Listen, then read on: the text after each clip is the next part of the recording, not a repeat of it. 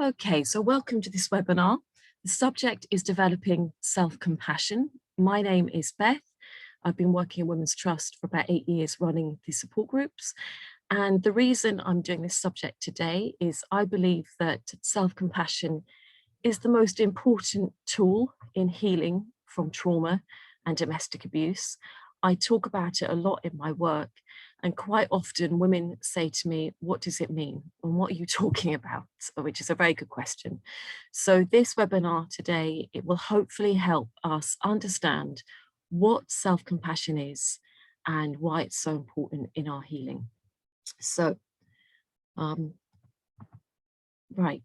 Whilst you're watching this, I want you to think about self-compassion during the next hour and a half, 2 hours while you're watching this. If you're watching this because you have experienced domestic abuse, you may become tearful and sad or angry, and this is normal. You have suffered, so it is important to try and be kind to yourself. If you need to take a break, that's fine. If you need to turn off, that's fine. You're watching this from your own choice, so you're in control and you can stop at any point.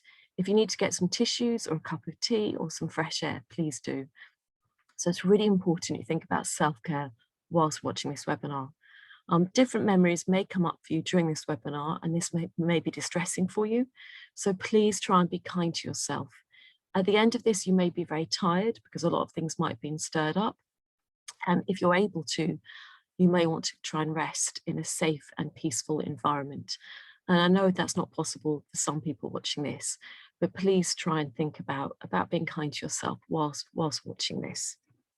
Okay, so the aims of this webinar are the following: understanding what self-compassion is and why it is important, understanding how domestic abuse affects your self-worth and makes you feel shame. So a large part of this webinar will be understanding how we can let go of shame, understand the abuse was not your fault or responsibility, and then how to develop and practice self-compassion as part of your healing journey. So if we can let go of shame and replace it with self-compassion, that's the aim. This is only a short webinar, it's an hour and a half, and most people watching this will have experienced years or months or maybe even a lifetime of abuse. So this webinar isn't going to, obviously it's not going to fix it all by any stretch, but it can hopefully get you thinking or start to think in a kinder way to yourself, and just be a bit kinder to yourself. I've worked with many women, and most of them are really kind to other people and really tough on themselves. So we're just going to try and think about how we can be kind to ourselves as well. Okay, this is the contents of this webinar. I think it's important that you sort of know what to expect. So as I've said, we're going to look at what is self-compassion and why it's important. We'll look at the wheel of power and control and how abuse affects our self-worth. We're going to understand the relationship between domestic abuse and shame. We're going to look at our internal voice and how we can internalize the voice of the abuser or the abusers. We're going to evaluate our own self-compassion. And we're going to look at something called conditions of worth and why they're important. We're going to look at self-compassion and the importance of boundaries. And we're going to look at practical ways we can practice self-care. And we're going to look at self-compassion and trauma. And last of all, there'll be some signposting to organisations that can provide legal and practical support. Okay, so I talk about compassion a lot, and as I've said, many people say, what does that actually mean? So we're going to start off understanding what compassion means. What does the word mean? So the word compassion comes from the Latin word compati, which means suffer with. And I think that's really important. It's suffering with. So compassion is the ability to show empathy, love, and concern to people who are suffering and in difficulty. And it's also really important to say that it's totally non-judgmental. And the concern is you're interested, but you're interested without any judgment. And the women I work with are amazing at doing that for other people. And they're often doing it for the perpetrators. They're often showing their empathy, love, and concern to the very people who abuse them. And they forget themselves within that. So self-compassion is simply the ability to direct these same qualities and these same emotions to ourselves when we are suffering. So many of you watching this will naturally show compassion to others, but find it very hard to show that same compassion to yourself. So in this webinar, we're going to be looking at why it can be hard to practice self-compassion after experiencing domestic abuse. We will also understand how important it is to develop self-compassion if we are to heal from the trauma caused by abuse. Now, when we're looking at domestic abuse, for me, we always have to look at trauma because you don't get domestic abuse without trauma. And the main two areas I believe that help us heal from trauma, the first one is self-understanding. And alongside that, you have to have self-compassion. And if we can bring self-understanding and self-compassion to our experiences, that's when you start getting healing and movement. Okay. And many women who I work with are really good at understanding. They're really good at looking at their life and seeing connections and making patterns. But the self-compassion they can find harder. Okay. So why is self-compassion important after domestic abuse? Well, living with domestic abuse has a huge, huge impact on our self-worth. And that's all types of abuse, whether it's physical, psychological, or sexual.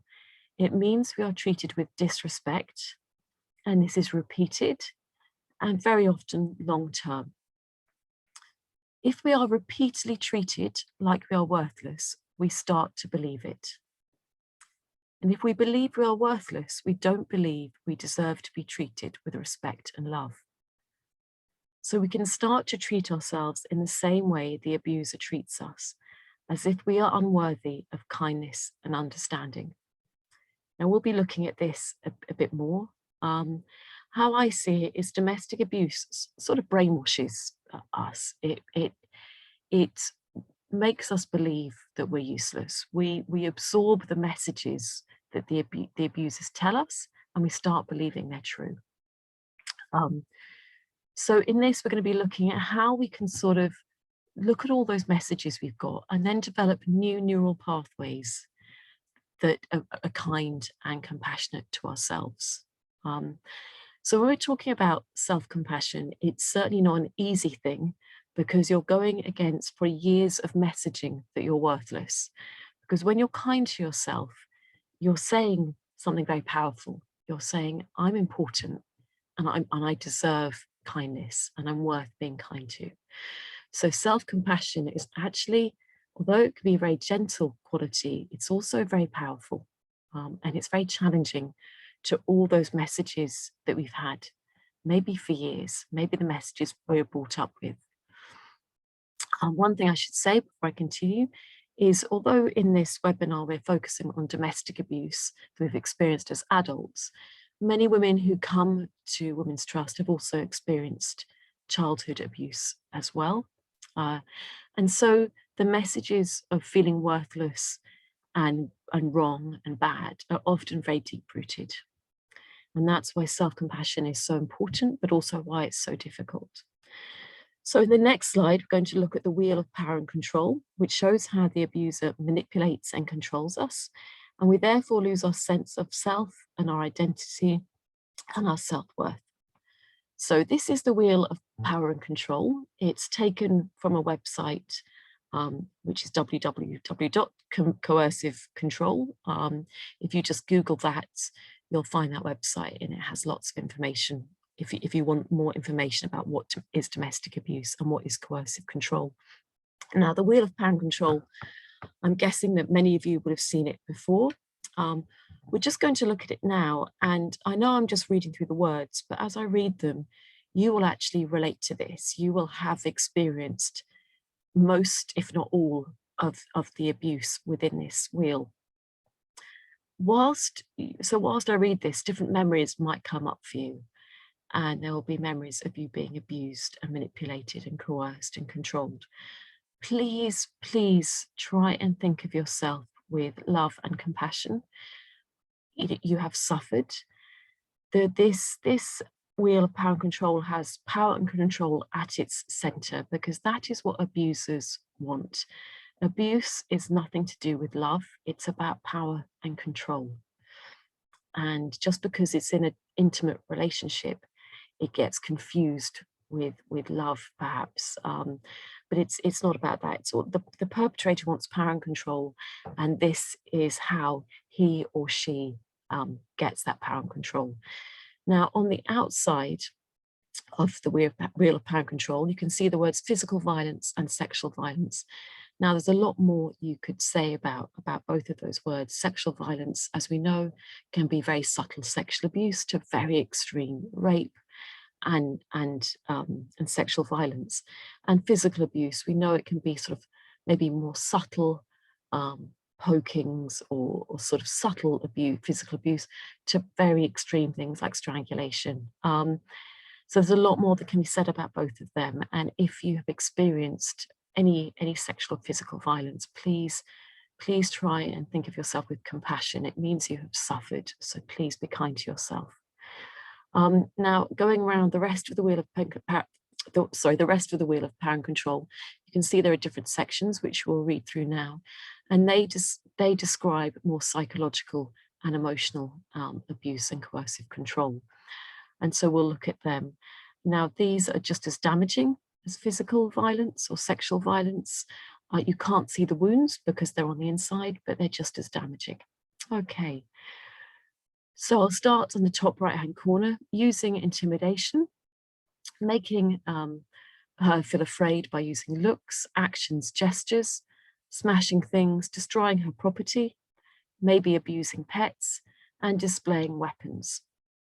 So that's really when a woman feels like she is walking on eggshells all the time. And it's a very frightening and very tense place to be.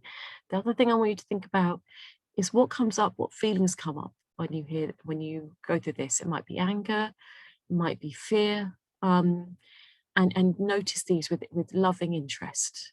Okay, notice what comes up. I always feel angry when I look at this because it's so wrong. But you might have that sense of anxiety or fear, because this is a very tense way to live. It's very, very tense, and we get used to living like we're treading on eggshells. Using emotional abuse, putting her down, making her feel bad about herself, calling her names, making her think she's crazy, playing mind games, humiliating her, and making her feel guilty. Using isolation, controlling what she does, who she sees and talks to, what she reads, where she goes, limiting her outside involvement, and using jealousy to justify actions. Or it could even be saying he or she is trying to protect you by controlling you. That's another thing that's often used. Minimizing, denying, and blaming, making light of the abuse and not taking her concerns about it seriously, saying the abuse didn't happen, shifting responsibility for the abusive behavior, and saying she caused it. Also within that, you could also add gaslighting, where, saying the abuse didn't happen, rewriting history. Gaslighting can also be hiding physical things. So making a woman believe that she's going mad and really, really doubting her own reality. So most women, when they come out of long-term abusive relationships, really doubt themselves. There's so much self-doubt. Using children. Now, there's a lot more that can be said about this. This is a huge subject, but the following can happen. Making a woman feel guilty about the children, making her feel guilty about her mothering, telling her she's a terrible mother, using the children to relay messages, using visitation to harass her, threatening to take the children away. And using the children very often happens in post-separation abuse. Post-separation abuse is a huge, huge issue. Just because you're no longer in the relationship, it doesn't mean the wheel of power and control stops. It can often get worse.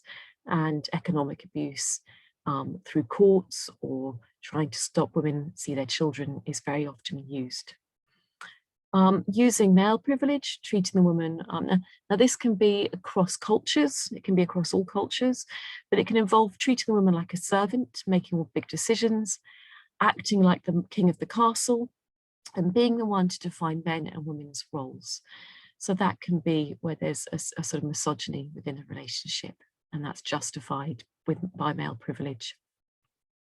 Using economic abuse, preventing her from getting or keeping a job, making her ask for money, giving her an allowance, or taking her money, which I see very often when the woman is doing all the work and the partner is living off her and taking her money. Not letting her know about or have access to family income. And last of all, making and or carrying out threats to do something to hurt her, threatening to leave her, threatening to commit suicide, which I hear very often, threatening to report her to welfare, making her drop charges, and making her do illegal things. Now, there's a lot more that can be said about each part of this wheel. There's also something that isn't on here, which has come up in groups I've done, which is, we call it spiritual abuse or religious abuse. And that might be when a woman isn't allowed to practice her own faith, whatever that may be, or her own spiritual beliefs, or she might be mocked or humiliated for them, or coerced into believing or coerced into following her partner's beliefs. So that's something else that can also happen. Now, the reason I wanted to include this is because when you look at this wheel of power and control, for me, it's completely disrespectful. It's disrespectful. And so all of you watching this know what it's like to be disrespected, and it is the opposite of compassion. We talked about the qualities of compassion earlier, of empathy, kind attention, non-judgment, kindness, gentleness. This is the opposite, okay? So that's why it's so important you try and bring self-compassion into your life, because that's how you sort of reverse or start to heal from the damage done by domestic abuse. So we'll move on. So the impact of domestic abuse on our sense of self is huge. And as I've said, when you look at the wheel of power and control, it may have brought up painful memories of specific episodes of abuse. So as these memories come up, rather than judge yourself or blame yourself, which is what many women do, or shame yourself, please try and recognize that you were suffering, you were being abused, you were being abused by someone you trusted and probably loved at some point within an intimate relationship, and they chose to abuse you. So you've been treated with cruelty. So please try and reframe those memories and think of yourself with kindness at this moment. So most people who experience domestic abuse are told the following, or they're made to feel the following. It's your fault, very often. You're crazy, you're messed up, you're the one with issues, you're stupid, you're ugly, you're worthless, you're invisible, and your feelings don't matter, and your feelings are wrong. So most women are told that repeatedly, and it might be, even if they're not told that verbally, if someone ignores you repeatedly, you're made to feel you're worthless and you're not worth noticing. If someone doesn't listen to you, you're made to feel you're stupid. So it's also by what isn't said and what isn't done as well that we can feel these things. So I'm going to now say that quite often when I do workshops, the women I work with, they will talk, I'll have a big piece of paper and we'll write down on it the sort of words that women are called in domestic abuse. And this is what comes up a lot. Okay, now you might not relate to all of these, but you might do. They come up so much in the workshops and support groups. And what I wanted to show is that how you end up with every part of you being picked apart and devalued. So if you're told you're stupid, you're thick, you're uneducated, you don't make sense, you're irrational, if you're told those words, you stop believing in your cognitive abilities, you start doubting your brain, you start doubting your intelligence. If you're told you're crazy, mad, messed up, you've got issues, you're the mad one, you're effed up, that sort of thing, you start doubting your sanity. If you're told repeatedly that you're a slag, a slut, a whore, or it might be the opposite, it might be told you're cold, you're frigid, you're uptight, you're sexually abnormal, you're a freak in some way. If you're told that, you'll start doubting your sexuality. You'll lose your faith in your sexuality. You'll lose your confidence in your sexuality. If you're told you're ugly, you're too thin, or you're too fat, your breasts are too large, your breasts are too small. If your appearance is criticized, you will start to lose confidence in your femininity and your physical appearance. If you're told that you're useless, incapable, incompetent, you will just start losing your confidence in general. It might be your ability to do your work, your ability to do things around the house, your ability to be a parent, your ability to cook. If everything is criticized, you will lose your confidence. If when you go out and you mix with people, you're told no one really likes you, they're just using you, men only talk to you because they're just after one thing, you start to lose your confidence in your social skills. And if you're criticized as a parent, you lose confidence in your mothering skills as well. Now, I know that's quite obvious to say all that, but I just wanted to break it down because women I work with tend to really feel they've lost their identity. They've lost all confidence in all aspects of themselves as women. They often think they're stupid, they're mad, they're unattractive, they're bad parents, and they have this sense of they're worthless and they're useless because they've sort of been brainwashed repeatedly for so long. And if you're isolated, it's a bit like solitary confinement. You're isolated and you're told something over and over and over and over again, you start to believe it. And then if there's gaslighting and your reality is denied, you stop trusting your own reality. So most women I work with have a huge amount of self-doubt. Then they have shame because they think, is it my fault? Is he right? Is it my fault? They also have shame because the most unhelpful question people can ask and the most shaming question is, why did you stay if it was so bad? And we're going to be looking at that later. So then women have a lot of shame about, well, I stayed, so is it my fault? So women are left with every aspect of their identity has been attacked, full of self-doubt and full of shame. So when they come to Women's Trust and I'm saying things like, it's really important you love yourself, most people are a million miles from that. And in fact, a lot of women I work with will talk openly about loathing themselves. They'll talk about self-loathing, that they look in the mirror and they hate looking at themselves. They hate themselves. They feel that they can't read, they can't focus, they can't concentrate. So he was right, they are stupid. And so there's a lot of shame, a lot of self-doubt and a lot of self-loathing very often. So what we're going to be thinking about today is understanding why that is, but understanding how we can start letting go of that shame. Okay, so why does domestic abuse make us feel shame? Sometimes we may feel shame due to childhood abuse. Now that's a big subject and we haven't got time today to go into that. But if you have experienced childhood abuse and you're sitting here listening to this, please show yourself some compassion right now. Children obviously should never experience abuse. Very sadly, a lot of children do, so you're not alone. But children, it's their right. They should grow up feeling safe and secure and loved.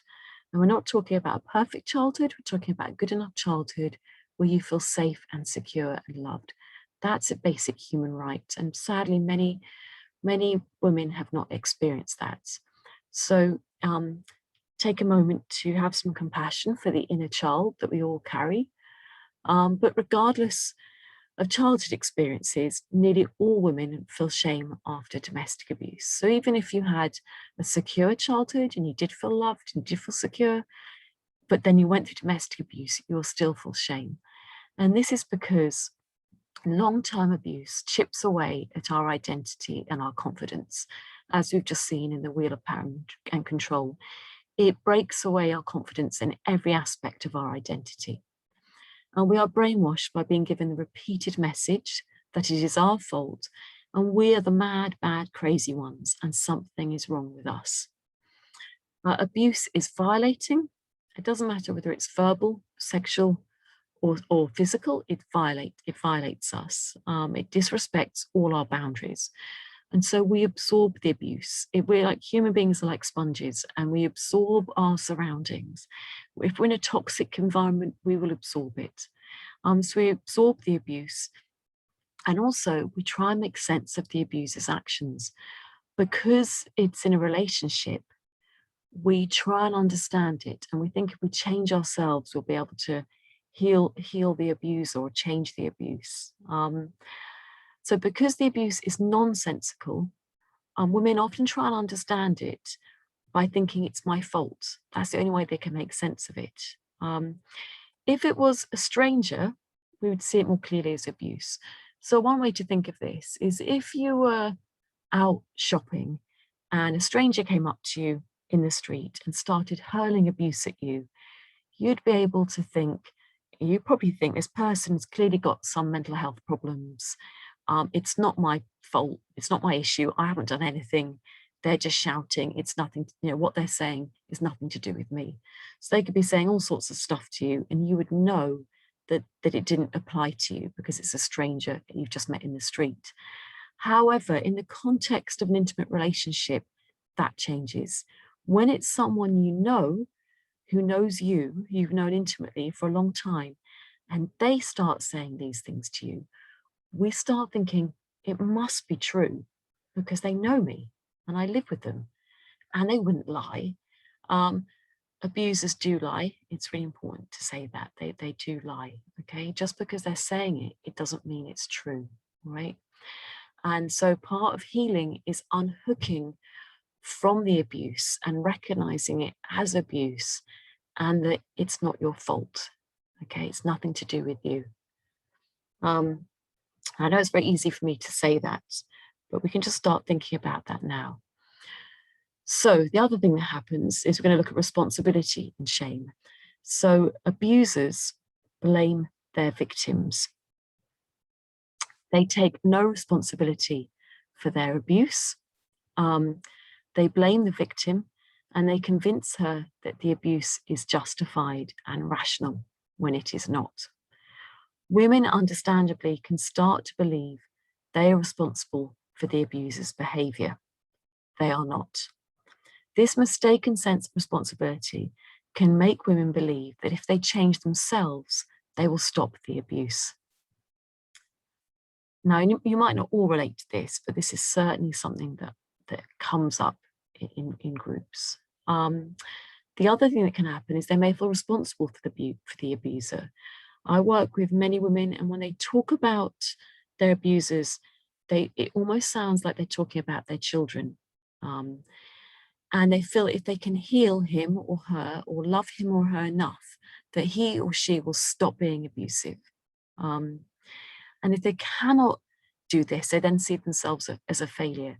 So many women I work with are thinking, if I can love him or her enough, the abuse will stop. Even if the relationship ends, the victim still may feel responsible for the other. So I've seen examples of this where women might be going to court and the relationship is over and they will see their perpetrator in court and they will still be worried about them. They'll still be worried about how they are and they might be in court for their abuse. So it's really normal that this happens, and we're going to be looking at trauma bonding later because that's part of it. So I just wanted to explain why it is that we feel responsible for the abusers, but also we're going to think about how we can let go of that. So we're going to think about how we can let go of shame and replace it with self-compassion. So it is normal and understandable to feel shame after the abuse, but this will just keep you feeling like something is wrong with you. So we're going to start with a bit of sort of some new neural pathways. Nothing is wrong with you. You did not abuse anyone. And the abuse you experienced was not your fault. Many women will say things to me, especially if they've had more than one abusive relationship or if they're abused in their childhood. They'll say, there's something about me that attracts abuse. It must be something about me. It must be my fault. I seem to attract it. And I want to say the abuse is never your fault, okay? And this is the reason why. The abuser is an adult and they know the difference between right and wrong, but they still chose to be abusive. And that is why they do it in secret and they're so often charming in public. So the typical abuser, they're very aware of their behavior and they're often very charming in public. And so we know that they have a sense that what they're doing is not acceptable, and that's why they do it in secret. The abuser wanted to control you and make you scared and dependent on them. And that's, if you look at the wheel of power and control, they use all those tactics to control you and make you scared and then make you dependent on them. Therefore, the abuser should carry the shame because they have done something cruel and abusive. So one thing we can think about is giving them the shame. We can visualize taking it off our shoulders or wherever we carry it or out of our head and giving it back to them. They should carry the shame because they have done something cruel and abusive. If you were abused, you're not wrong, okay? You did nothing wrong. Maybe you were vulnerable, but that doesn't justify their abuse. In fact, if someone's vulnerable, you should protect them or help them protect themselves. When we replace shame with self-compassion and self-understanding, we start to heal and we regain our sense of self and also our self-respect. Now, I know these are just words I'm reading, and I know it's probably, it's easy to say the words, but please think about giving the shame back to the perpetrator, okay? You have nothing to feel ashamed of. So how are we going to do this? How are we actually going to replace shame with self-compassion? So most of us have an internal voice that we can hear evaluating and judging our behavior. If we have healthy self-esteem, our internal voice is more likely to be kind and encouraging. So if you just think for just a few seconds now, we all have a sort of voice we carry from the minute we wake up. Just try and think, what's your voice like inside? Do you wake up and is there a sense of straight away you're criticizing yourself? Does your voice have lots of shoulds in it? Do you find that you compare yourself to others? Are you saying that you should be better by now? You should be over it by now. You didn't achieve this, you didn't achieve that. Think about your voice inside just now as you watch this. What we're trying to do today is just bring a bit of awareness to that.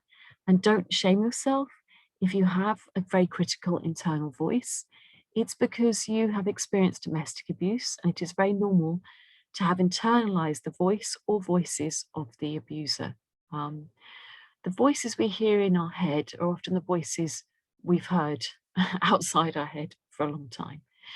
So if you had a very critical voice growing up from your parents or carers, if there's all criticism and judgment, it's very likely you'll have internalized a very critical voice, maybe a very strict voice, very judgmental voice.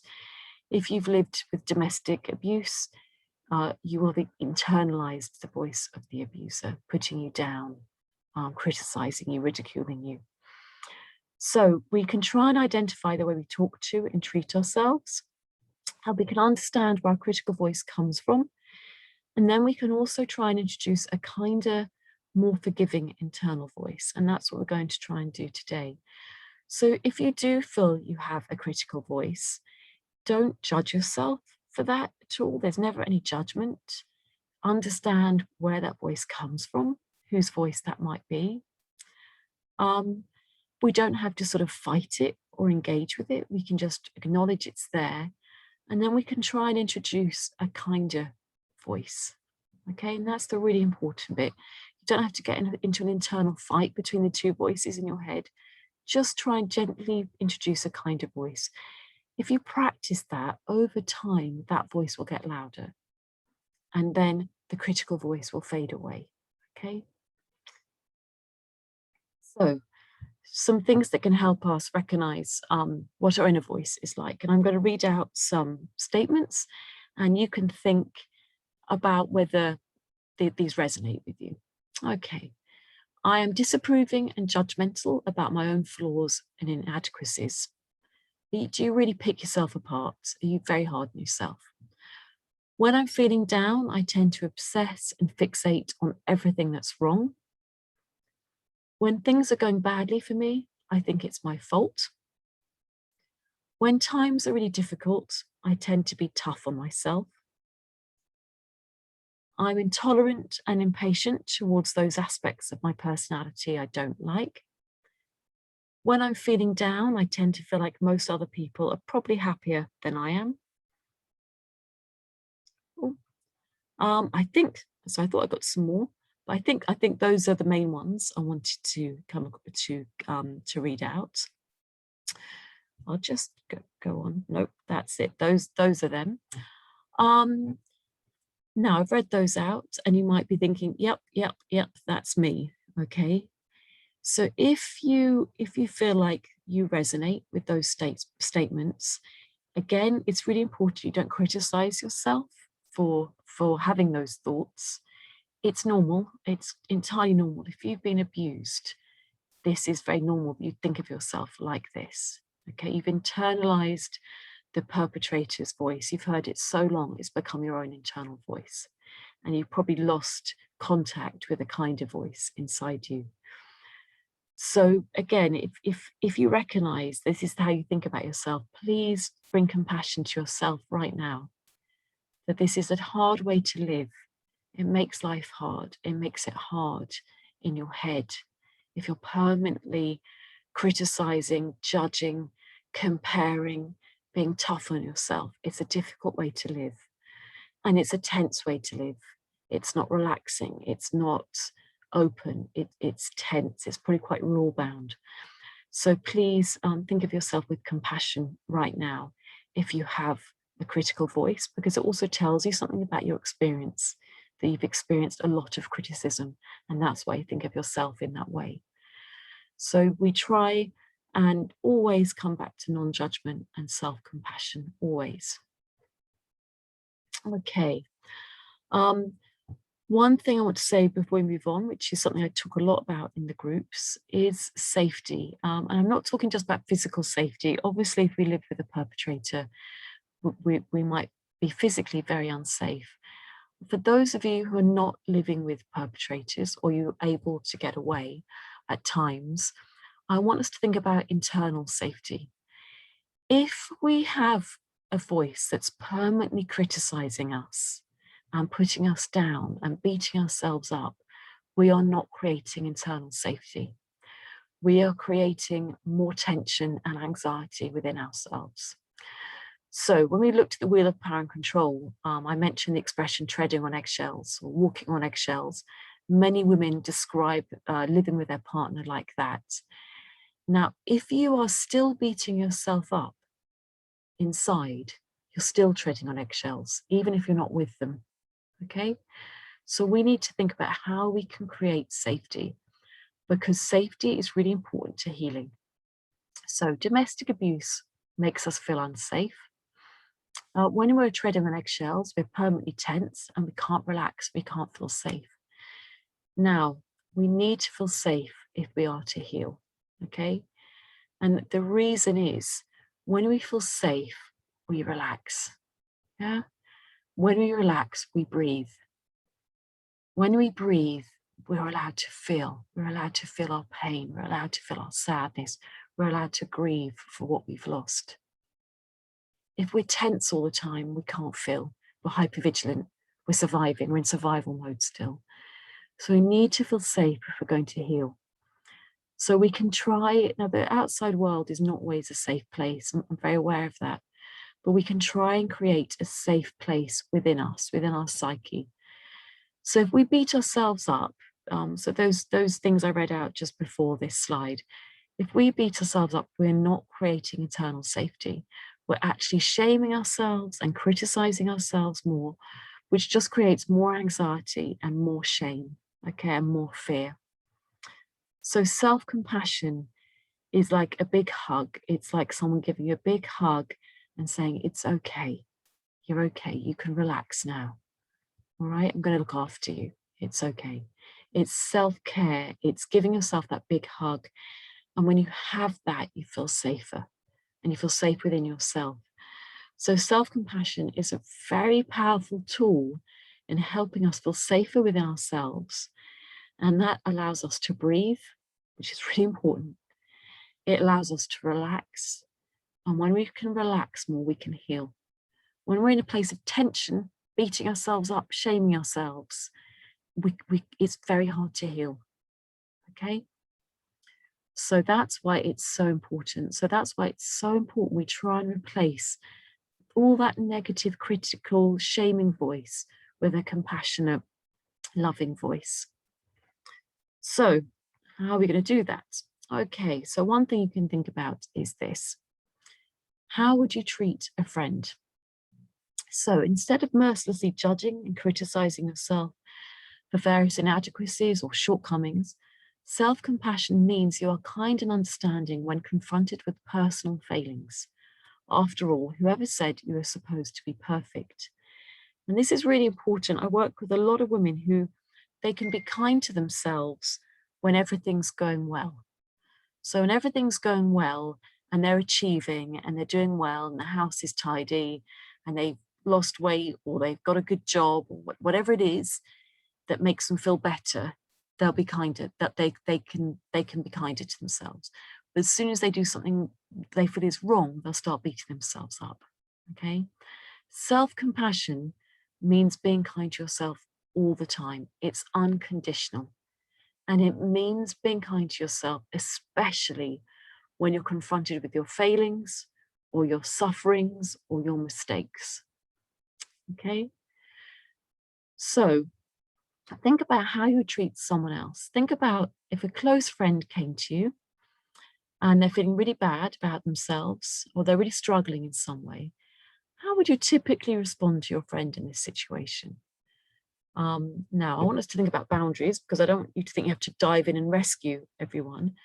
But I'm imagining that most of you, if a close friend who you really loved and cared about came to you and they were suffering or struggling, I'm sure you'd make time for them. You would listen. You wouldn't judge them. You'd probably make them a cup of tea. You'd probably give them a hug. You'd probably give them some really good advice and encourage them and tell them they're doing really well. You'd probably do all of that for them without even thinking. So why is it you're so different to yourself? Okay. So if you think about yourself, and if you go to number 2, think about the times when you feel bad about yourself and struggling. How do you respond to yourself in these situations? What is the tone in which you talk to yourself? Okay. So do you give that time, that compassion, that non-judgment, that loving interest? Do you give that to yourself? Or do you beat yourself up? Do you rush around doing the shopping, looking after the kids, and don't even give yourself the time and just think, get on with it, don't be ridiculous, don't be so self-indulgent? When I talk about self-compassion, a lot of women think it's self-indulgent and they haven't got time, but they will make time for everyone else. They'll make time for other people's suffering, but not for their own. So I want us to think about this on number 3. Did you notice a difference in how you treat yourself and how you treat a good friend? And then ask yourself why. Why is it that you treat yourself so badly, but you treat other people so well? What factors or fears come into play that lead you to treat yourself and others so differently? Now, this is where it gets quite deep, because when you talk about self-compassion, I know how important it is for healing, but many women will think they don't deserve it. On some level, they don't deserve it. That their friends deserve it, other people deserve it, but they don't deserve it. And the reason they feel they don't deserve it is because they've been abused all their life, and that abuse has made them think something is wrong with them and they're different and they're bad in some way, and that they don't deserve self-compassion. Now, if you relate to that, you need more compassion than ever, because what I want you to think about is replacing the word bad with sad. Okay. Many women I work with say things like, I think I'm a bad person, I don't deserve self-compassion. We replace the word bad with sad. You're not bad, you're sad. And you're sad because you've been made to feel like something's wrong with you, but you've experienced abuse, you've suffered. That doesn't make you a bad person. It means you've suffered, and there's great sadness there. Okay? So you deserve self-compassion just like anyone else. Okay? There's not a different set of rules for you. And if you feel you don't deserve compassion, for me, that's just more information of how you've been treated and how you've been made to feel. Okay? And of course, you deserve self-compassion. So we can try and look at that's going deeply into why you feel you don't deserve self-compassion, and we need to look at that if we're going to look at self-compassion. So you do deserve it. One thing that's very powerful in the groups I do is that if you hear someone who's experienced very similar abuse to you, and you feel they deserve kindness, you can then see really clearly, well, if they deserve kindness, maybe I deserve it too, you know? So if someone else was telling your story, how would you respond to them? Yeah, you'd probably be really kind to them. So how do you think, if we go to number 4, how do you think things might change if you responded to yourself in the same way you responded to a close friend when they're suffering? How do you think it would be if you listened to yourself, paid attention to yourself, didn't judge yourself, were kind and encouraging to yourself? How do you think that might change? Believe me, it would change a lot. It would make you feel calmer. It would make you feel more looked after. It would make you feel stronger inside, make you feel less anxious. So if you can just start practicing that, that's a really great exercise just to start thinking about. And there's the last thing I put is this, that we can also keep it really, really simple. If you're suffering, if another human being is suffering, what do they need? What do they need when they're suffering? And when I ask this in groups, and most women will say they need love. And absolutely, you need love and you need kindness. And it's the same for you as it is for others. When someone is suffering, they don't need to be criticized and compared or kicked or put down. They need kindness. Okay, so you can keep it really simple. You've suffered. If you've gone through domestic abuse, you've suffered. And what do people need when they've suffered? They need kindness. So, moving on, I think it's important to say that self-compassion can be gentle, but it's very strong and powerful as well. So most people think of self-compassion as soft and gentle, but self-compassion can be fierce as well as tender. Now, I think the word fierce, I like it. If we think of it not as a violent word, but as a protective word, yeah? So tender self-compassion means being with ourselves in an accepting, loving way. That might be comforting ourselves, reassuring ourselves, and being present with our pain. We've just talked about that, how you be with a friend who is suffering. Fierce self-compassion involves acting in the world to alleviate our suffering. It tends to involve protecting, providing for, and motivating ourselves. Sometimes we need to stand tall and say no and make boundaries or fight injustice. Or we may need to say yes to ourselves to do what's needed to be happy, rather than subordinating our needs to those of others. And if we're stuck in a bad situation or habits that are harmful, it may mean making a choice to do something different, not because we're unacceptable as we are, but because we care about ourselves. So I'm just putting that in there that, we've talked about maybe the more gentle side of self-compassion, but it also means protecting. It also means drawing boundaries. Um, that's also how we respect ourselves and show our self-compassion in quite an active way. So what we're going to do now, we're about over halfway through this webinar. So we're going to take a break. So I'm going to stop recording, and then when we come back, we'll be looking a bit more at boundaries and things we can do to help ourselves sort of make boundaries and practice more fierce compassion. Okay, so we are going to continue looking at sort of self-compassion and boundaries. So, yeah, we're on the right page. So tender self-compassion can feel like a nurturing, caring parent or friend who soothes and comforts us. But self-compassion can also mean being protective of ourselves by making boundaries. So many women who I work with might not have experienced good parenting, but when we think about self-compassion, I think we can imagine that we have a really nurturing, caring parent who looks after us, who soothes and comforts us, and we can sort of manifest that within ourselves.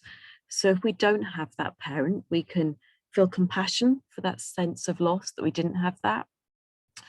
And then we can try and provide it for ourselves by the way we treat ourselves. So we can think about a caring, nurturing parent, and we can also think about a parent who's fierce, who protects us, who looks after us. Okay. And we can do that by making boundaries. Now, boundaries are peaceful. Being fierce, having boundaries is not about being violent or aggressive. We can be peaceful, but we can have very clear, strong boundaries. So personal boundaries are the limits we set in a relationship that allow us to protect ourselves from being manipulated and enmeshed with others. Such boundaries come from having a good sense of our own self-worth. Boundaries make it possible for us to separate our own thoughts and feelings from those of others and to take responsibility for what we feel, think, and do, and to not feel responsible for what others feel, think, and do. So this is a sort of unhooking and stepping back, whether it's from the perpetrator or other relationships, where we, of course, if you have children, they're your responsibility. But if we're talking about other adults, if they're responsible for themselves, we're responsible for ourselves. We can still care for other people, we can still love other people and have empathy, but we're not responsible for them, okay? So healthy boundaries are flexible. They allow us to get close to others when it is appropriate, but also to protect ourselves when we could be harmed. So the more self-compassion we have, the more we will value ourselves. And when we value ourselves, we see we're worth protecting and we start to make boundaries. So when I talk about boundaries with people, people often say, how do you set good boundaries? And my sense is that the more you value yourself, the more you take time to listen and understand and nurture yourself, your boundaries will almost automatically happen because you'll want to make space for yourself. You'll be coming from a place of self-respect. But self-compassion is the first stepping stone towards that. Because when we're being kind to yourself, you're saying, I matter, I'm suffering, I'm going to be kind to myself, I do count, my feelings are important, I'm going to be kind, I'm going to be kind to me. So that is a very strong place to start. The more we can do that, the more we'll build our self-respect. And the more we build our self-respect, the more naturally boundaries will come to us. So one thing to think about is, do you feel guilty when you say no to people? A lot of women I work with find that really, really hard. But remember, when you say no to others, you are saying yes to yourself. Okay, you might have heard that before, might sound like a cliche, but it's true. All right. So self-compassion, when it starts being active, it's about making boundaries. It's about saying yes to yourself. Now here, this is a bit blurred because I took it from another sheet I had. but I'll read it out. So healthy boundaries in a relationship. This webinar isn't about boundaries, but I think it's important when we're thinking about self-kindness and self-compassion. So healthy boundaries, you can say yes or no and are okay when others say no to you. Unhealthy, you can't say no because you are afraid of rejection or abandonment. Okay, so you think you have to please others to get their approval. Healthy boundaries, you have a strong sense of identity and you respect yourself. Unhealthy, your consistency consists of what you think others want you to be. You are a chameleon. Now, being a chameleon can be a very useful quality in certain situations, and it's a survival quality. So it's not to be put down, but it can leave us, if we do it all the time, if that's our only way of living, it leaves us feeling we don't know who we are, and we just adapt for other people, and we have no sense of self. And it's to have, when you have a strong identity, it's a place of power. You feel more empowered in yourself. Healthy boundaries, you expect reciprocity. I'm going to say this wrong. You share responsibility and power, so relationships are equal. Unhealthy, you have no balance of power or responsibility in a relationship. You tend to be either overly responsible and controlling or passive and dependent. Healthy, you know when the problem is yours and when it belongs to someone else. Unhealthy, you take on other people's problems as your own. So that might be about rescuing, where you feel you have to rescue everyone. Healthy boundaries are you can help other people, but you don't feel you have to rescue them or fix it for them. Healthy, you share personal information gradually in a mutually sharing, trusting relationship. Unhealthy, you share personal information too soon before establishing mutual trust and sharing. Healthy, you don't tolerate abuse or disrespect. Unhealthy, you have a high tolerance for abuse. Now, this is probably because you've been conditioned to that. So there's no shame in any of these unhealthy boundaries at all. Only have compassion. If you feel your boundaries are unhealthy, that's because you've been treated disrespectfully. That's because your boundaries haven't been respected. Or when you were growing up, you weren't taught about boundaries. You weren't allowed to have boundaries. So if you struggle with boundaries, there's no shame in it at all. It's more information, and it's information that you've been treated disrespectfully and you haven't been taught about boundaries and you haven't been able to assert your boundaries. So if you relate to the column which says unhealthy boundaries, please don't shame or criticize yourself, but bring compassion to yourself. A lot of compassion, okay? Healthy boundaries, you know your wants, needs, and feelings and can communicate them clearly. Unhealthy, your wants, needs, and feelings are secondary to others and are sometimes determined by others. So a lot of women I work with, they'll say things like, everyone else is ahead of me in the queue. I'm at the back of the queue, or I'm not even in the queue. As long as everyone else is all right, I don't matter. It's that sort of sense. Healthy, you are committed to and responsible for exploring and nurturing your full potential. Unhealthy, you ignore your inner voice and allow others' expectations to define your potential. Healthy, you are responsible for your own happiness and fulfillment. You allow others to be responsible for their own happiness and fulfillment. Unhealthy, you feel responsible for others' happiness and fulfillment, and sometimes rely on your relationships to create that for you. And I guess we're looking more at sort of codependence then, and we're not going to go too much into that now, but codependence is something that is created within abusive relationships. So again, there's no shame about any of this. The unhealthy boundaries are a natural response to domestic abuse. Perpetrators have no respect for boundaries and they violate your boundaries all the time, constantly. So it's impossible to have healthy boundaries in an abusive relationship. So inevitably you come out with unhealthy boundaries. But what we can think about is, what are healthy boundaries? What are unhealthy? And what do you want? And whether you can start making choices in your life to think about healthier boundaries. You value your opinions and feelings as much as others. That'd be healthy boundaries. Or do you tend to absorb the feelings of others? So most women I work with are highly empathic and they're very, very sensitive to other people's feelings, which can be a beautiful quality, but they will not be aware of their own feelings. So if I say to them, how are you feeling? They really won't know but they'll be able to tell you how everyone else in the room is feeling. Okay, so when we're thinking about healthy boundaries, we're thinking about paying attention to our feelings as well.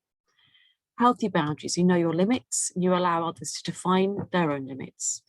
Unhealthy, you rely on others' opinions and feelings and ideas more than you do your own. So many women I work with, they'll be wanting validation from other people. They want other people to tell them what they think of them because they're so full of self-doubt. So again, you have compassion for yourself. You always come back to compassion. Healthy boundaries, we're able to ask for help when you need it. And that's about self-worth, and you deserve help. Unhealthy boundaries, it says you allow others to define your limits, and also it'd be about not asking for help as well, because you'd feel you don't deserve it. Healthy boundaries, you don't compromise your values or integrity to avoid rejection. Unhealthy, you compromise your values and beliefs to please others or avoid conflict. And that happens all the time in domestic abuse, as you all know. You have to swallow your own feelings, your own thoughts to try and keep the peace. So domestic abuse relationships rely on unhealthy boundaries. You might have gone into the relationship with quite healthy boundaries.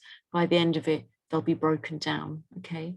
So if we're thinking about fierce self-compassion, we're also going to be thinking about how you can start fighting for yourself, start fighting for your human rights, start fighting for your dignity, for your emotional life, your self-expression, okay? So moving on, just quickly, just going to write something about the difference between self-esteem and self-compassion. Our self-esteem is often contingent on our latest success or failure, meaning our self-esteem fluctuates depending on ever-changing circumstances. In contrast to self-esteem, self-compassion is not based on self-evaluations. So I prefer the word self-compassion to self-esteem because self-esteem can come and go. People feel compassion because we're all human beings and we all deserve compassion and understanding, not because you possess a particular set of traits, whether you're pretty, smart, talented, and so on. This means that with self-compassion, you don't have to feel better than others to feel good about yourself. So self-compassion allows for greater self-clarity because personal failings can be acknowledged with kindness and do not need to be hidden. So with self-esteem, this is when it becomes conditional, that you like yourself when you're doing well. You like yourself if you're earning money, or if you look good, or if you've got a job, or you've bought a car. But self-compassion is about loving yourself unconditionally, wherever you are at. It doesn't depend on external circumstances. It doesn't matter how much money you've got, or your relationship status, or what you look like. It's about being kind to yourself unconditionally, and it's always available, especially when you're feeling your worst. So it's really important. It's easy to love ourselves when everything's going well. Self-compassion is about loving yourself when you're at rock bottom. So it's about being kind to yourself unconditionally. And I just wanted to sort of clarify that because I think it's an important sort of difference. So we're going to look at something here which it describes that a bit more. The impacts of abuse and something called the conditions of worth.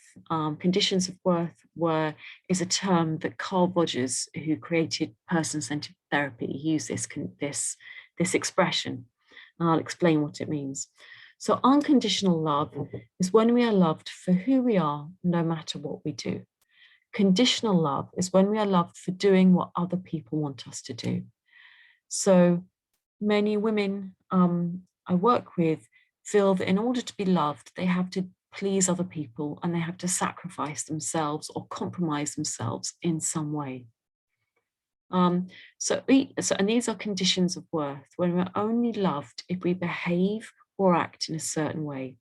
So this will hopefully make more sense as I explain it, but each of us have our own set of conditions of worth. How do you finish this sentence?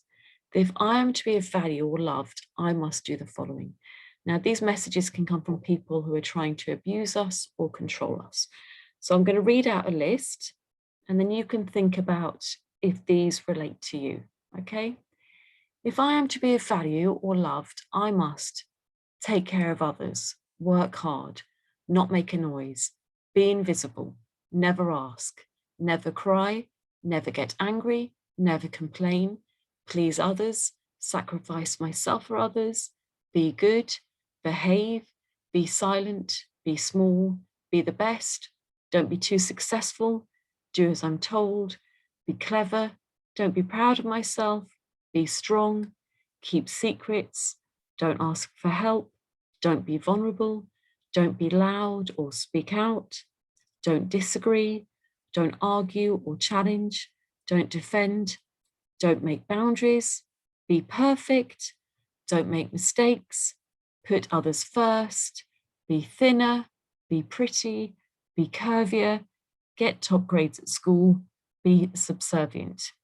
Now, that list there has come from other workshops I've done when we've talked about what women feel they have to do in order to be loved. So if you relate to anything in that list, the ones that come up most often, I think, are that women have to take care of others. They can't ask for help. They have to sacrifice themselves for others. They have to be small, not take up space. They have to be stoic and strong and just shoulder pain and get on with it. They're not allowed to make a fuss or cry out or make a noise. They're not allowed to be angry. Those are the ones that I very commonly would see in groups. And that for me is the opposite of unconditional love. Unconditional love is loving yourself unconditionally. Okay? It's loving yourself when you make mistakes. It's loving yourself when you're noisy. It's loving yourself when you get it wrong. It's loving yourself even if you don't drop everything and look after everyone else. Okay, you can love yourself. You can still be proud of who you are, even if you're not taking on the rest of the world's problems. You can love yourself whatever you look like. You can love yourself if you've eaten a few extra bags of crisps this week. You can still love yourself. So self-compassion is about unconditional acceptance of who you are. It does not depend on behaving or being a certain way. Okay, well, I like the word radical, radical self-acceptance, radical self-compassion, radical love. It's the opposite of abuse. That list there, it's often unspoken. It's like a list of unspoken rules by which you have to live. Now, you might have got this from your parents, you might have got it from your teachers, you might have got it from a priest, you might have got it from, most likely, if you're watching this, or be from the perpetrator. So you've lived with a whole set of rules, and you can't win. That's the other thing. You can't win because the rules can change all the time in domestic abuse. So self-compassion is unconditional acceptance of who you are. Okay. Now, if reading that you related to a lot of those, again, there's no judgment in any of this. It's about bringing understanding to yourself and have compassion, because you've been living with a set of rules that have stopped you really loving and being compassionate to yourself. So we can do the opposite. We can say, I'm allowed to be all these things. I'm allowed to be vulnerable. I'm allowed to ask for help. I'm allowed to be angry. I'm allowed to say no. I'm allowed to disagree. I'm allowed to express myself. I'm allowed to make a noise and scream out and say no. I'm allowed to put myself first. Okay, I'm allowed to relax. I'm allowed to stop working. So we can think about the opposite of those as well. Okay, so we've still got probably about 20 minutes left. So we're going to look now at some exercises for developing self-compassion. Now, you don't have to do any of these. I've just put them in here because a lot of women I work with have a complex relationship with their bodies because of the domestic abuse and because of what they've been told about themselves or the way that they've been touched or treated. So one way we can develop self-compassion is to think about supportive touch for ourselves. One easy way to care for and comfort yourself when you're in distress is to give yourself supportive touch. Touch activates the parasympathetic nervous system to help us calm down and feel safe. Now, it can feel awkward at first to try and think of yourself with tenderness, but your body responds to the physical gesture of warmth and care, just as a baby responds to being cuddled in its mother's arms. And research indicates that physical touch releases oxytocin and provides a sense of security and soothes distressing emotions and calms cardiovascular stress. So we're going to do this is exercise. Now, you don't have to do this at all, and that's absolutely fine. It's really important you practice self-compassion. You only do what's right for you. This is an exercise I do. I do different versions of this, but it's something I have done in workshops before. So if you notice you're under stress, or if you notice you're in pain, or you're feeling distressed, this can be a useful exercise to try and bring some self-compassion to yourself. So you can start by trying to take 2 to 3 deep breaths. So you might think about nose breathing is more important than chest breathing. So you might think about that. Because when we shallow breathe with our mouths, that's what we do when we're shallow breathing. So try and do some deep breaths in and out of your nose. You might want to count to 3 or count to 4 for each breath. And that can help just calm us down and help us relax. And then you can gently place your hand over your heart and just feel the gentle pressure and warmth of your hand. If you want to, you can put 2 hands on your chest and notice the difference in feeling between 1 and 2 hands. So you can feel the touch of your hand on your chest. And if you wish, you can place your hand on your heart. I think it's really nice to put your hand on your heart. I think often we're very much in our heads, running around thinking about things, and it just can be nice to come back to your heart. Feel the natural rising and falling of your chest as you breathe in and as you breathe out. And stay with that feeling for as long as you like. And you might want to say some words that are nurturing. So you might want to say something like, I'm here with you. I'm staying with you. Okay? There's something very powerful about that. A lot of women I work with are very, very busy, understandably. They've got kids, they've got life, they've got jobs, court cases, very, very busy. It's about just giving yourself a bit of time and saying, I'm here with you, I'm staying with you, I'm looking after you. Imagine that nurturing parent. Think about staying loyal to yourself, not abandoning yourself. Most women I work with, they will be there for everyone else, but not themselves. And I like the words loyal. Think about being loyal to you. Who's loyal to you in your life? Well, if no one else is, you can start being loyal to you. You might have experienced a lot of abandonment in your life. Okay, it's very normal if you've experienced abuse, if you've experienced abandonment in some way. Think about staying with yourself and not abandoning yourself. If feelings of pain come up as you do this, if you feel tearful, you stay with the tears and you're compassionate to yourself. And you give yourself that love and that nurturing. It can be a really powerful exercise just to stay with your heart, stay with yourself. Also, other exercises that can be nice is it might be that you had someone kind in your life, like a grandparent, like a grandma. Maybe she used to stroke your head when you were worried or scared, or you had a nightmare or something like that. So you can imagine someone kind, stroking your head maybe, and you can do that for yourself. Put your hand on your forehead and just gently stroke it. So positive, nurturing touch is really important as well when you're thinking about self-compassion. So that's another thing that you can do. This is another exercise that I do a lot in groups and workshops, and it's being with your pain body. So you imagine if your pain was in physical form and it came and sat next to you, how would you treat it? Would you run from it, or would you turn around and shame it? So when I do this exercise with women, I say, imagine if your physical pain came and sat next to you on the sofa right now, what would you do? And some people say, I turn around and say, what are you still here? Why are you still here? What are you doing? Go away, leave me alone. And they're quite angry with it. And this is when we remember that exercise. If your friend was in pain, You wouldn't say that to a friend, would you? You'd be interested in them. So imagine your pain coming and sitting next to you. Rather than turn away from it or keep busy or ask someone else how they are, try and sit with your pain with interest, with loving interest. Ask how it is. Try and take time to understand it. Would you listen to it? Try and listen to it and pay kind attention. Sorry about the typo there. Comfort it and accept it. Maybe give it a hug. Self-compassion is about understanding your suffering and not shaming and blaming yourself for being in pain. You wouldn't treat anyone else like that. If you saw someone else suffering, you wouldn't go and kick them. You wouldn't abuse them. You wouldn't criticize them. You'd probably give them a hug. It's doing that for yourself.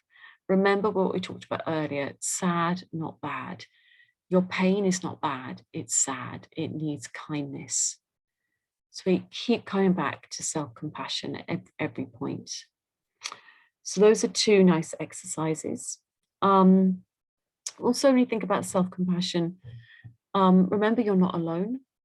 Self-compassion involves recognizing that suffering and personal inadequacy is part of the shared human experience, something we all go through, rather than something that happens to you alone. When we've gone through domestic abuse, we can feel very alienated and different from the rest of the world. So it's really important to remember you're not alone. There's nothing wrong with you. Many people have gone through domestic abuse, and you be compassionate to them, so be compassionate to yourself. There's nothing wrong with you. At the end of this, I put a link to a website which is done by Kristen Neff. She's a self-compassion researcher, and she's got a website with loads and loads of resources.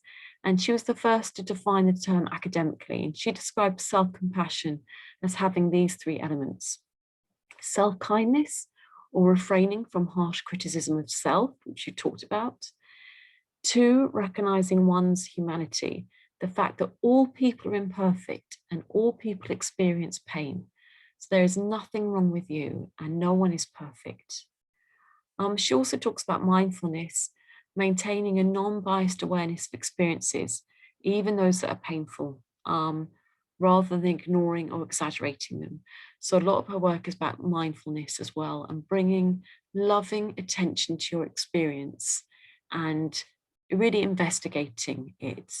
So you might want to look at her website. Okay. This is a little story I will read out, which I quite like. It's called Two Wolves. So one evening, an old Cherokee woman told her granddaughter about a battle that goes on inside people. Well, it said he said, I meant to put she said because it's a woman, not a man, sorry.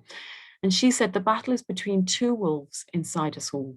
It is a terrible fight, and it is between two wolves, one that is evil, and she is anger, envy, sorrow, regret, greed, arrogance, self-pity, guilt, resentment, inferiority, lies, false pride, superiority, and ego, he continued.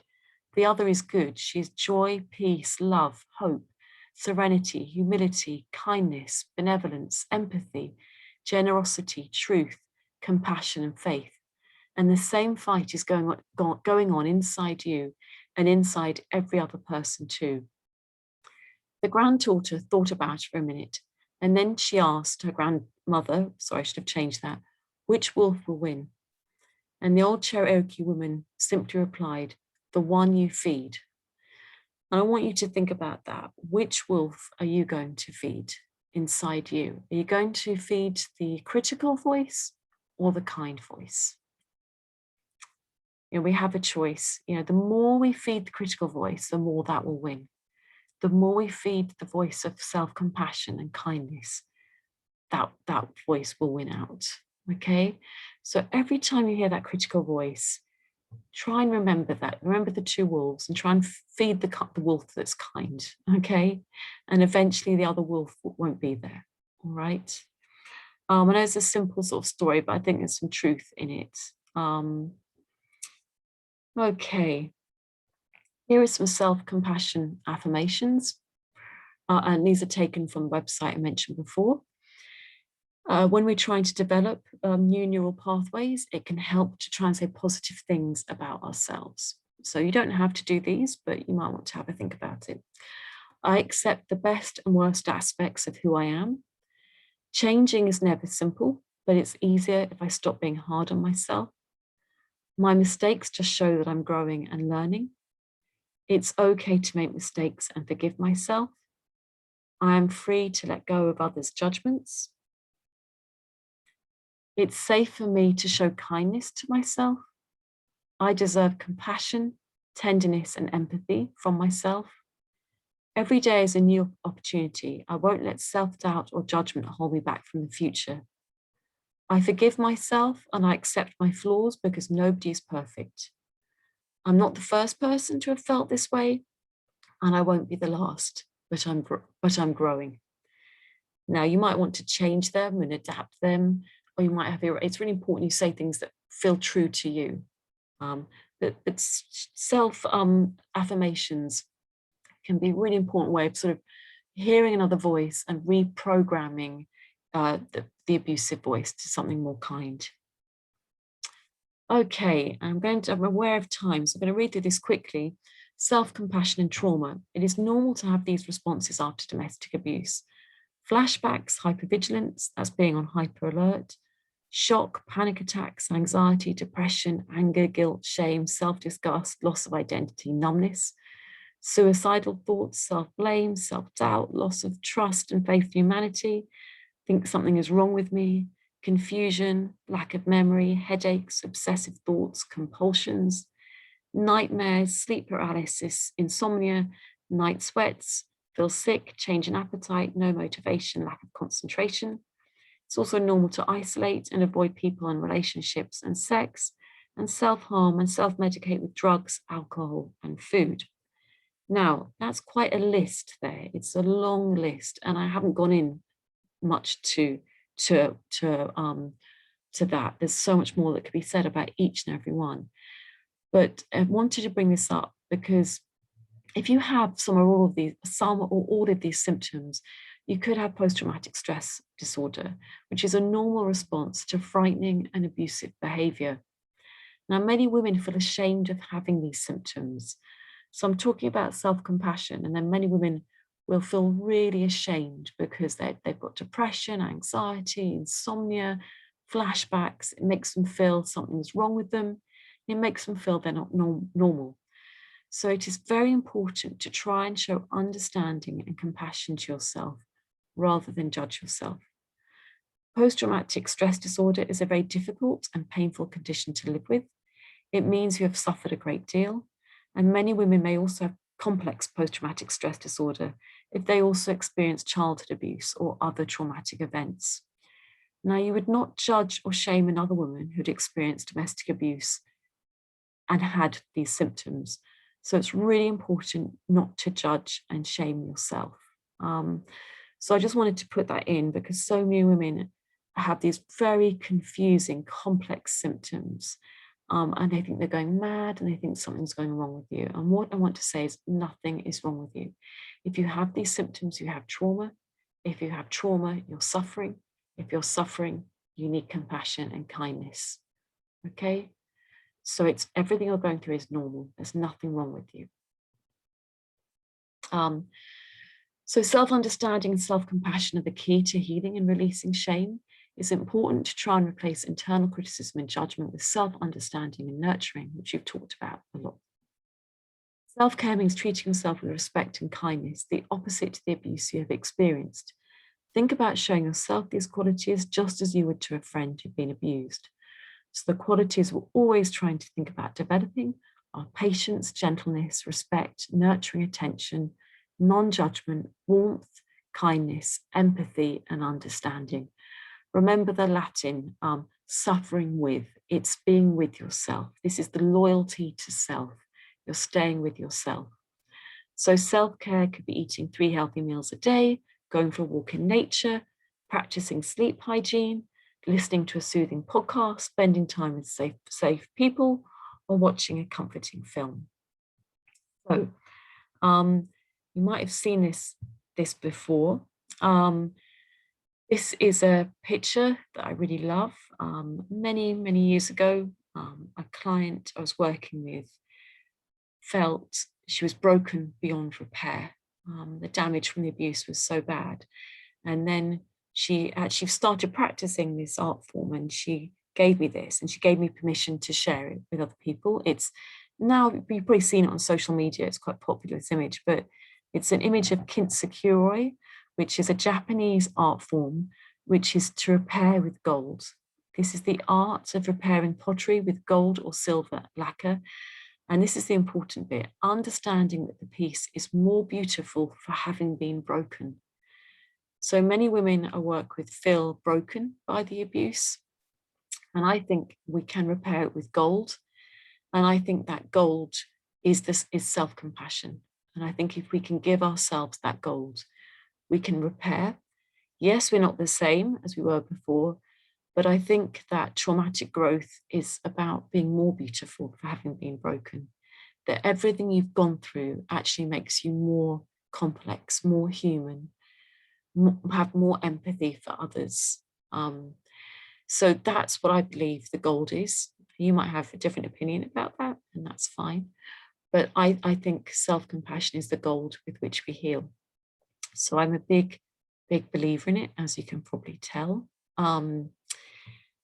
Moving on, getting support. It's really important that self-compassion is about how you can support yourself. Yeah, when you're on your own in that dark space, it's about you being kind to yourself. But we can also think about how we can get support from other people as well. So when we have been abused, we can lose our trust and faith in human nature, and it can be tempting to self-isolate as this feels safer. However, this can make life lonely and empty. So it's important we find safe ways of getting support and connection with people when we're ready to do so. Workshops and support groups can be a safe way of meeting other people who had similar experiences in a confidential setting. Some women find voluntary work a good way to be with others, and that can also increase our self-esteem.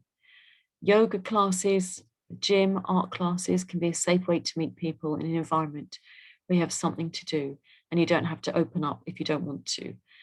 So self-compassion is, yes, it's about how you are with yourself, but self-compassion is also about meeting other people who hopefully treat you in a compassionate, respectful way. So it's about meeting people in a safe way. So whether that's workshops, support groups, voluntary work. I know we've just hopefully emerging from a pandemic where people have been very, very isolated. It's been harder than ever. But now, hopefully, as the world opens up, we can think about making connections in a safe way. So self-compassion is about supporting yourself from within, but also getting external support as well. Here's a list of some places. So Women's Trust, obviously we offer one-to-one counselling, dependent on the borough you live in, and therapeutic support groups and workshops. And here are some other services. Now I put here the Samaritans phone number. It's very normal to have suicidal feelings. You've got post-traumatic stress disorder, and there's a 24-hour 24/7 phone line you can ring there. And there's also some other websites here that have useful information. And right at the bottom, I know a lot of women really need a lot of legal help, and Rights of Women has a lot of legal advice. And at the bottom, I put the self-compassion resource there, which you can go to that website, and there's a lot more resources about self-compassion and its importance. So thank you so much for listening. I'm going to end this webinar now, but thank you very much. There will be further webinars. I'm doing one on trauma next, and that will have a lot more about trauma bonding in it. So look out for that one, because that might be helpful in understanding trauma as well. So, thank you.